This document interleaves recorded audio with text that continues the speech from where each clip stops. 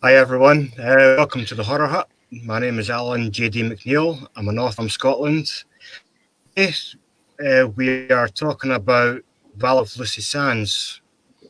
Unfortunately, the writer and director of the movie is fashionably late. So I am here with Mark Allen Pilgrim. Say hello, Mark. Hello. Hello, Alan. Hello, William. Hello. Hello, Leah. How are we doing? I'm here with Leah. Leah's the title role, Lucy Sands. Hello. And I'm also here with my co-host, William Brower.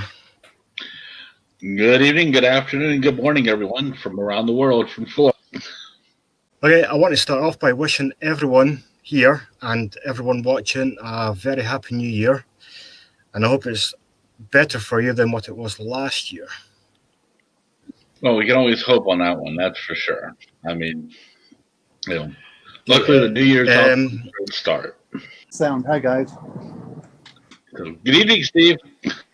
Hi. Sorry I'm late. This unfashionably late business is not good, I know. No problem. So, do you have some interesting stories, especially like behind the scenes, with some of the script process as well, too, or anything like that? You know, we've been asked about which are the favourite scene, most memorable ones. I mean, I've got umpteen that I can just pull out. And we've had our ups and downs on it all. You know, we've had so many shoots on certain things, you know, so many reshoots done because it's just not worked out right. And I'm a big believer in fate here, where if it's not working out right, there's a reason for that. And that was proven with two people who've not worked their magic, and they've gone before they've even come on set. I don't know, it's weird. The ones who aren't supposed to be there seem to have been weeded out before they even got there, and we brought somebody else in on the off chance, and they nailed the parts. So, you know, I can name two people, you know. So Stuart Davidson, and he came along. I was actually on set with Poldark. I was working as an SA on Poldark Stuart's. And this guy who'd had the script for 4 weeks, he came back to me and said, I can't do it now. I said, what? I said, but you're shooting on Saturday. He went, yeah, sorry, mate, can't do it. And I thought, oh. And Stuart was there. I said, Stuart? And he said, yeah. And I said, I like you. And he went, what do you want? I said, I want you to be a doctor.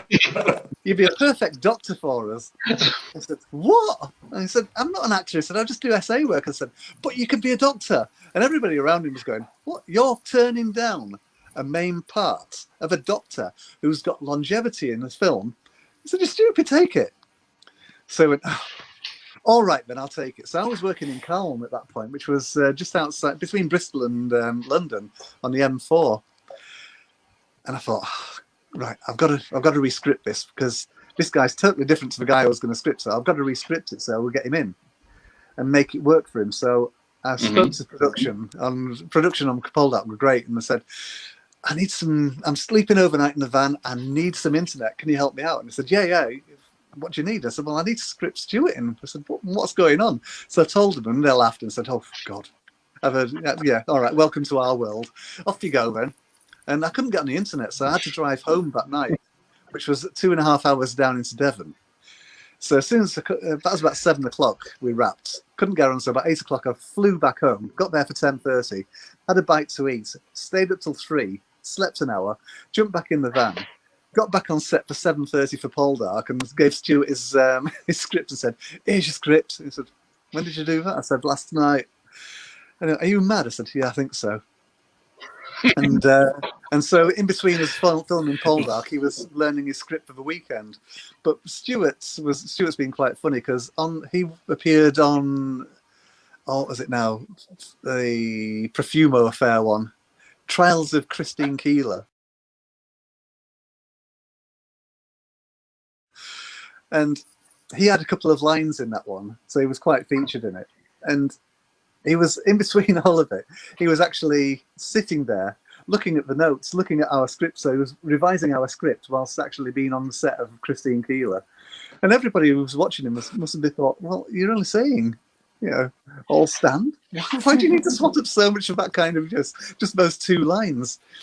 But yeah, he was swatting up for us. And then Christine Keeler got in touch with him and said, we need you this weekend. I said, I'm sorry, I'm filming Lucy Sands. This is a BBC production.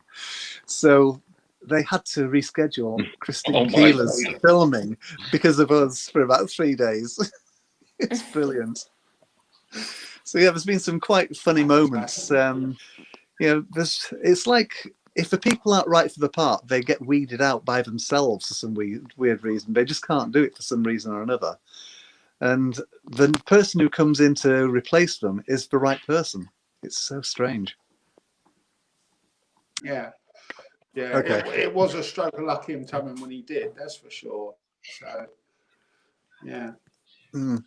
But again, right person, right place, right time. It's weird how it works that way, isn't it?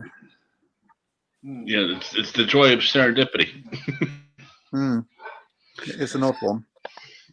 But that's good, though. I mean, and so far, just from the teaser, the proof of concept of the trailer, we see exactly how far the effort has brought you, and for all of you. And it's absolutely mind-boggling, and just from the audience perspective.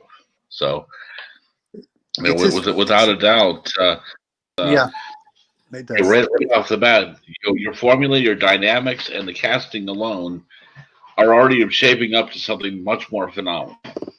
Oh, I agree. Yeah. Do you want to? We'll go ahead and we'll see if we just wrap it for the night, and the audience and everyone for joining us tonight. Yeah. Oh, look, has she gone? Leah's gone. Are we slowly being picked off one by one? Yeah, it's a sniper. I guess now we're upgrading to Agatha Christie, and then there were 3. Yeah, exactly. Well, I guess we'll have to definitely, John, thank you very much for joining us tonight. No, thank you so much. Appreciate that. And it's been a pleasure. Yeah, and Alan, thank you for letting me take over the show for in your absence. I mean, all we can do now is just wait in bated breath and anticipation, and look forward to the release date. We'll definitely keep us in the loop of things once you go back into production and resume, and if everything goes well, obviously next month, and we'll make a deal. Keep us informed on that part, and we'll sit back and we'll just wait for the release. The popcorn ready now. So, well, gentlemen, have a great evening tonight, and definitely thanks again. You too. Thank you. Will do. Thank you. Thank you, guys. Bye. Thanks, everyone. Thank Bye. you. Cheers. Thank you for tuning in. Bye.